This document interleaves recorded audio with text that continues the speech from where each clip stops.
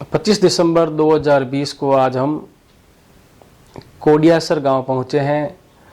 कोडियासर गांव पालीवाल ब्राह्मणों के 84 गांव में से ही एक है।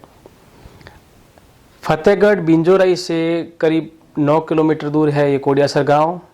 और आज हम कोडियासर गांव के तालाब पर हैं। सबसे पहले हम तालाब पर पहुंचे और ये जो कोडियासर गांव का नाम है इसी तालाब के पीछे ही कोडियासर गांव का नाम पड़ा है। अब जिज्ञासा ये है कि कोडियासर गांव का नाम कैसे पड़ा। तो कोडिया नाम का एक डकैत था, उसने ये तालाब खुदवाया और उसके पास अपनी बस्ती बसाई, तब कोडियासर तालाब हो गया। सर का मतलब तालाब होता है, तो कोडियासर तालाब हो गया, उसके नाम से ही ये गांव जाना जाने लगा। अब जिज्ञासा ये रहती है कि पालीवाल ब्राह्मण यहाँ पर कैसे आए और उन्होंने गांव बसाया क्या। तो गांव तो पहले ही बस चुका था। पालीवाल ब्राह्मण 84 गांव में जब बसे तब वो कोडियासर गांव में भी आकर बसे। उनको ये गांव वीरान लगा, तब यहाँ आकर बस गए।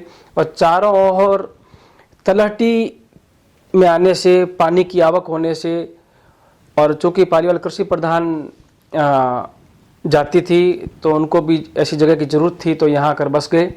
और आज हम जब कोडियासर गांव के अंदर घूमे तो हमारे को लगभग वीरान और खंडर जैसा ही लगा।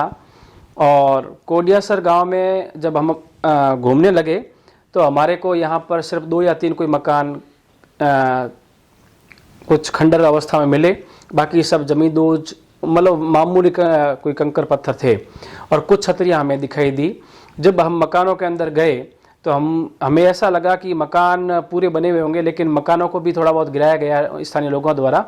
और ख़ास बात यह है कि मकान भी जो मिट्टी की ईंटें होती हैं ना, उनके बने हुए हैं।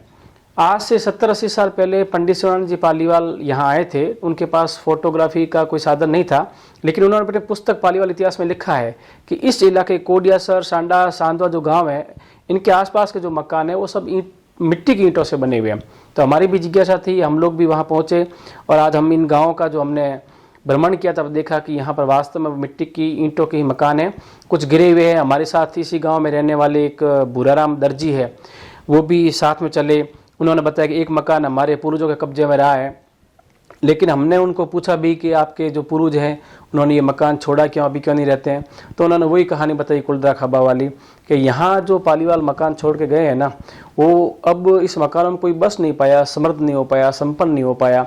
हमारे जो दादा वगैरह, वो भूराराम दर्जी जैसा बताता है कि हमारे दादा इनमें रहते थे, लेकिन बच्चे मर जाते या होते नहीं, तो फिर हम लोगों ने भी ये गाँव छोड़ दिया और आसपास के खेतों में जाकर रहने लगे।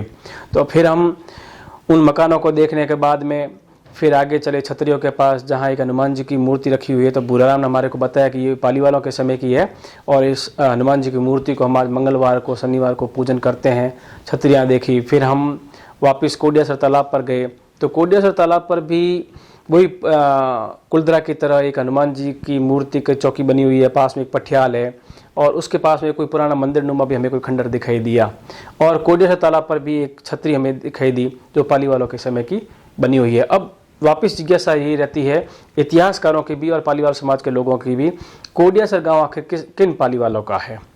तो फिर इतिहास में जाने समय ये भी पता लगा कि कोडियासर गांव में तेजड़ पालीवाल, जो मुदगल गोत्र के पालीवाल थे, वो तेजड़ उपजाति के लोग ही लगभग उन्हीं के वंशज ही वहाँ रहते थे।